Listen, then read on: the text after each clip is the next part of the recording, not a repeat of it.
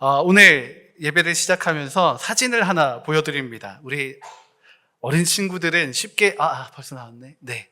보이십니까? 오.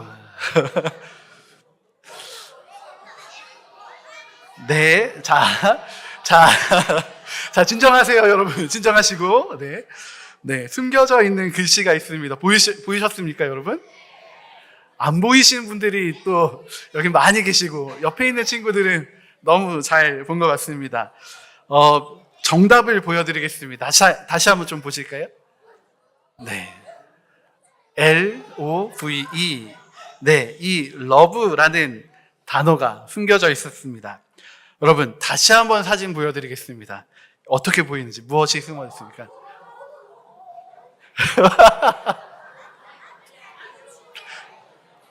자, 여러분, 네. 여러분, 우리 초등 1부, 2부 친구들, 잠깐만. 호흡을 한 2번 쉬어볼까요? 네. 네. 여러분, 다시 사진을 보여드렸을 때 조금 처음이랑 좀 다르게 보이셨습니까? 똑같이 보이셨습니까? 네. 다시 한번 사진을 보여주시면, 네. LOVE가 제대로 잘 안 보입니다. 네. 희미하게, 헷갈리게 보입니다. 고마워요, 여러분. 반응해줘서 고맙습니다. 네. 이제 사진은 그만 봐도 될 것 같습니다. 네. 네. 그 사진을 보여드리고 답을 보여드린 다음에 다시 사진을 보면, 이제 좀 보이는구나. 이걸 좀 기대했는데, 네. 아이들은 처음부터 다 보이고, 어른들은 끝까지 안 보이시고, 네. 감사합니다. 우리가 앞서 본 사진에는 러브라는 사랑이란 글자가 숨겨져 있었습니다. 그런데 그 사진처럼 요즘 시대에는 이 사랑이란 글자가 희미하게 보이는 것 같습니다. 네. 잘 구분되지 않는 것 같습니다. 희미하게 보이거나 왜곡되어 있는 것처럼 보입니다. 좀 망가져 있는 사랑인 것처럼 보입니다. 그리고 그 망가진 사랑이 버젓이 그게 진짜 사랑이다 라고 말하고 있습니다.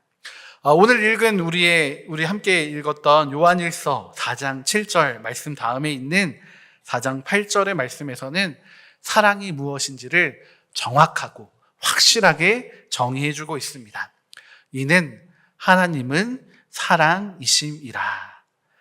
네, 여러분, 사랑은 무엇입니까? 하나님이십니다. 하나님이 사랑이십니다. 여러분, 이 사실을 알고 이 시대의 사랑을 보기 시작하면 어떤 것이 망가져 있는 사랑인지를 알 수 있습니다. 이 사랑을 알고 이 시대의 사랑을 보면 정말 아름다운 사랑이 무엇인지를 알 수 있습니다. 그런데 이 사랑을 안다는 것을 오늘 읽은 말씀을 조금 바꿔서 설명해 보면 하나님을 아는 것으로 이야기할 수 있습니다. 하나님을 알면 사랑이 보이는 것입니다. 여러분, 그런데 안다는 것은 그냥 정보를 얻는 것, 공부를 해서 아는 것이 아닙니다. 누군가가 한 사람에 대해서 아주 집요하고 정말 소름 끼치게 아는 경우도 있습니다. 스토커들이 그렇습니다. 그 대상에 대해서 너무나 잘 압니다. 몇 시에 일어나고 무엇을 좋아하고. 그런데 여러분, 이것을 사랑이라고 이야기하진 않습니다. 왜 그렇습니까? 관계가 빠져있기 때문입니다. 욥이란 사람도 아주 의인이었습니다. 그런데 그가 이렇게 이야기합니다. 내가 하나님에 대하여 귀로 듣기만 했는데 이제는 눈으로 주를 뵙습니다. 욥도 하나님을 알긴 알았습니다. 하나님을 믿었습니다. 그래서 하나님에 대해서 수많은 이야기, 믿음의 이야기를 할 수 있었습니다. 그런데 그가 마지막에 고백하고 있는 것은 하나님, 이제 내가 하나님을 눈으로 뵙습니다.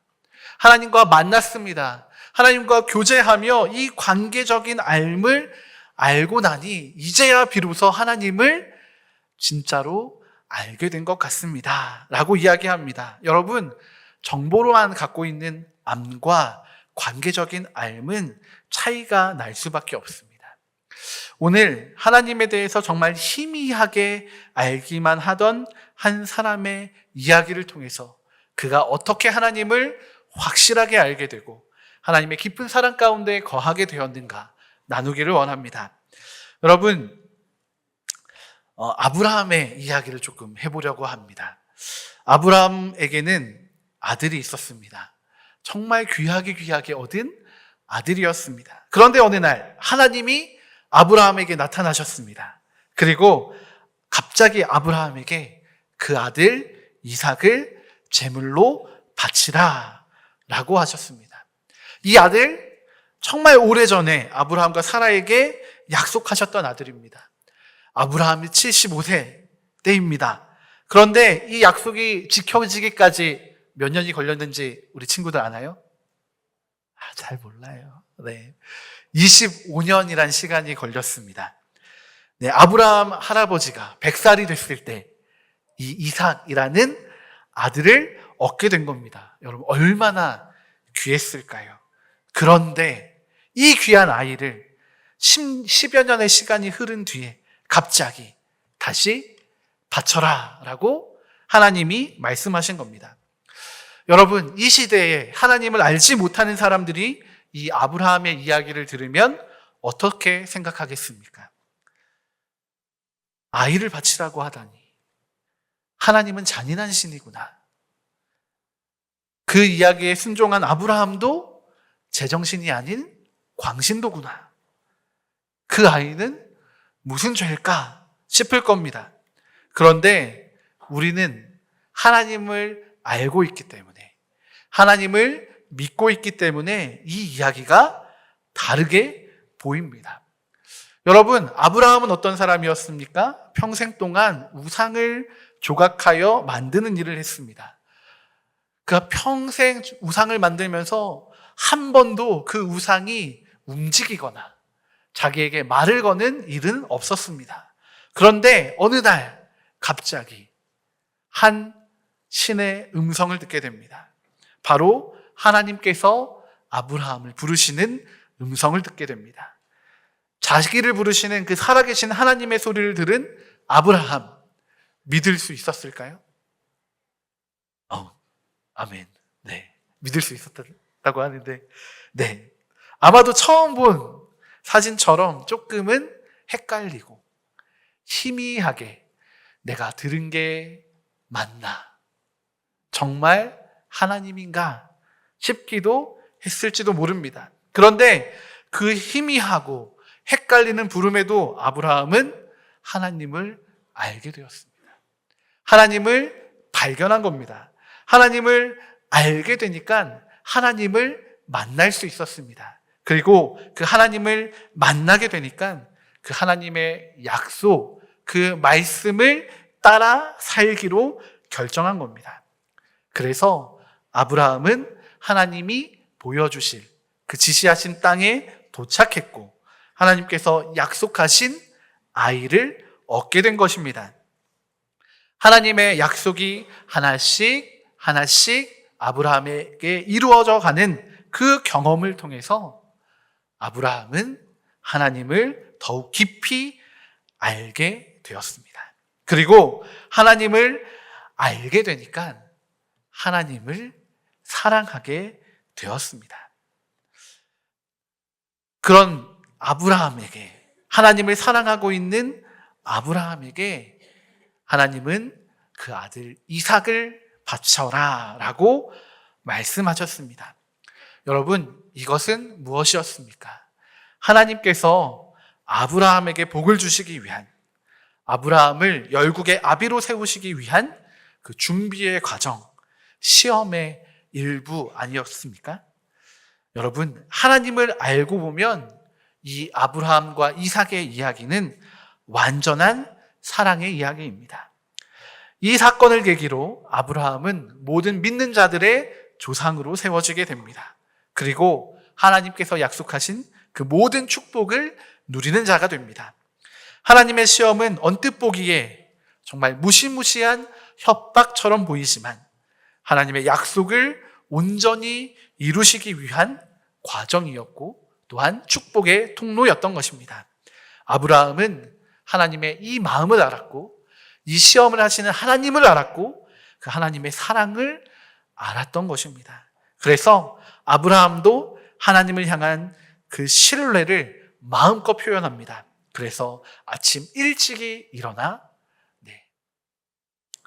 하나님께서 말씀하신 그 모리아 산을 향하여 나아가는 것입니다. 아브라함의 아들 이삭도 이 순종과 사랑에 동참합니다. 그래서 아브라함과 하나님 사이에 있는 이 사랑을 몸소 경험하고 있습니다. 그러니까 이 아브라함과 이삭의 이야기는 하나님의 궁극적인 사랑을 담고 있는 겁니다. 우리가 하나님을 안다라는 사실은 하나님의 사랑을 알게 해주는 통로가 되는 것입니다. 여러분, 이것이 우리의 인생에 있어 가장 중요한 답입니다. 하나님을 알수록 우리의 인생의 문제와 어려움은 더 이상 어려움이 아니게 됩니다. 우리가 마주한 이 어렵고 힘든 이 모든 과정들이 하나님의 사랑이 담겨 있는 축복의 시간으로 여겨지게 되는 것입니다. 여러분, 그렇기 때문에 우리는 무엇을 해야 합니까? 하나님을 알아야 합니다. 하나님을 귀로도 듣고 눈으로도 직접 보아야 합니다. 여러분, 하나님을 알면 사랑이 보입니다. 하나님을 알면 사랑이 보이기 때문에 하나님을 아는 것에 우리는 목숨을 걸어야 합니다. 마음을 다해야 합니다. 힘을 다해야 합니다. 그래서 이 세상이 주는 거짓, 왜곡된 사랑의 메시지가 아니라 하나님의 우리를 향한 사랑을 통해 우리의 존귀함을 깨닫고 그 사랑을 온전히 누리는 자들이 되어야 하는 것입니다. 여러분, 예수님께서도 우리에게 말씀해 주셨습니다. 우리에게 가장 중요한 계명 2가지는 무엇입니까? 첫째는 하나님을 사랑하는 것이고, 둘째는 내 이웃을 내 몸과 같이 사랑하는 것입니다. 모두 사랑인 것입니다. 여러분, 우리가 사랑하기 위해 가장 중요한 것은 하나님을 아는 것입니다. 그리고 하나님이 보시는 대로 우리의 가치를 인정하는 것입니다. 예수님은 하나의 비유를 들어서 우리의 가치를 설명해 주고 계십니다. 한 사람에게 여러분 100마리의 양이 있었습니다. 그런데 그 중에 한 마리를 잃어버렸습니다. 그러면 어떻게 해야 될까요? 100마리 중에 99마리를 가지고 있고 한 마리는 잃어버렸어요. 그럼 어떻게 해야 될까요? 맞아요. 찾으러 가야죠. 그렇죠? 너무나 당연한 걸 제가 물어보고 있죠? 네. 찾으러 가야 되는 겁니다. 여러분, 이 목자가 99마리의 양을 내버려 두고 잃어버린 한 마리 양을 찾으러 갑니다. 여러분, 하나님의 사랑은 무엇이냐면 이 잃어버린 한 마리를 찾으러 가는 것입니다. 여러분, 남겨진 99마리 어떡합니까? 여러분, 이건 우리가 지금 신경 쓸 게 아닙니다. 왜냐하면 우리가 잃어버린 양인 겁니다. 성경은 우리가 99마리 양이다 이야기하지 않습니다. 우리가 잃어버린 한 마리의 양이다 이야기합니다. 그런데 이 목자된 예수님께서는 그 99마리, 예수님의 그 모든 권리와 이익을 내버려 두시고 잃어버린 한 마리 우리를 찾아 이 땅에 오셨다라는 것을 이야기하는 겁니다. 99마리 더 중요한 것 아닌가 싶기도 합니다. 그러나 그것을 포기할 만큼, 그것을 내버려 두고 올 만큼 하나님은 우리를 사랑하고 계신 것입니다. 하나님은 하나님의 모든 것을 버리더라도 사랑하는 우리를 선택해 주시는 겁니다. 여러분, 그러니까 우리의 가치는 무엇입니까? 하나님의 모든 것과 같은 겁니다. 여러분, 이 사랑은 누가 받을 수 있을까요? 아까 이야기한 훌륭한 믿음을 가진 아브라함 같은 사람일까요? 아닙니다. 그렇다면 다윗과 솔로몬 같이 위대한 왕일까요? 그렇지도 않습니다. 하나님의 사랑은 모든 사람을 위한 사랑입니다. 그렇기 때문에 내가 이 사랑을 받을 수 있습니다. 요즘 하나님을 피해 조금 멀리 도망가 계십니까? 괜찮습니다. 이 사랑은 그곳에도 존재합니다. 여러분, 내가 약하게 여겨져서 하나님 사랑하시지 않을 것 같습니까? 그렇지 않습니다. 하나님은 우리를 사랑하십니다. 가장 실수 많고 가장 약하게 여겨지는 사람에게도 이 하나님은 그들을 제외함 없이 사랑하고 계십니다. 우리는 이 사랑 때문에 잃어버렸으나 다시 찾은 하나님의 것이 된 사람들입니다. 여러분, 그런데 성경은 더 놀라운 이야기를 합니다.